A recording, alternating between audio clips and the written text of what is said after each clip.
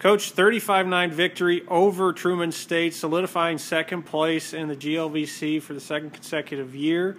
You also have 2 back-to-back 8-win seasons since the 50s, I believe, and 3 winning seasons in a row in your 4th year. Congratulations. It was a 14-9 game at half. What was the difference in the second? Our kids played hard. I think it wasn't even – I think after the first quarter we came out and the field conditions were slick, and I feel like we were a little bit overly worried about the conditions. And I always say control the controllables, and we control how hard we play and with what type of effort and attitude we play with. And we were worried about things that we couldn't control. And once we got that out of our minds, in the second quarter, finally played football, we got after those guys pretty well. We still got after them physically. We ended up getting good turnovers in the second half. Then there was guys that just came up with big plays in the second half as well. Jose Esquivel had some big-time plays, and the run started going. The run started going, and we made plays defensively as well.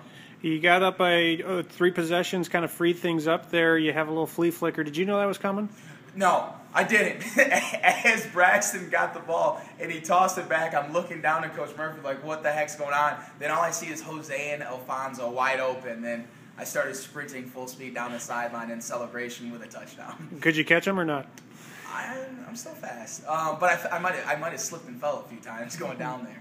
Talk about the kids' effort, especially the senior class. As you said earlier today, you weren't installed as the head coach when a lot of these kids signed, and here they are 4 years later getting ready to graduate. This is these kids, they're special, and I say kids, I mean men. This is a special group of men. When I took over this program, when signing day came around, it was February 5th or 6th. I wasn't announced as the head coach until February 19th. And a lot of these guys signed here believing, that I was going to get the head job and believing in what we were doing. And those kids, they've sort of had that blind faith the whole time since I took over this program. We've set very high standards and expectations here in the classroom, how we carry ourselves in the community football-wise. And those guys, you know what, they bear their head and they go. And I feel like they've changed the culture around here in this football program to be where we're at today, to have this third winning season to finish out with back-to-back 8-win seasons is huge. And when you look down the road in 5 to 10 years, you're going to see a successful group of young men out there in their career paths. Does that type of leadership really show is indicative for the way you guys played the last 2 games after a tough 4-overtime loss? Yeah, it was. As a coach, I'm not going to lie. It was such an emotional game, playing the national game of the week, and, we didn't finish that game out. And that sort of killed all our shots of a conference championship, which, a lot of guys had, we set the standard for that this year. And once we lost that game, you didn't know what way it was going to go.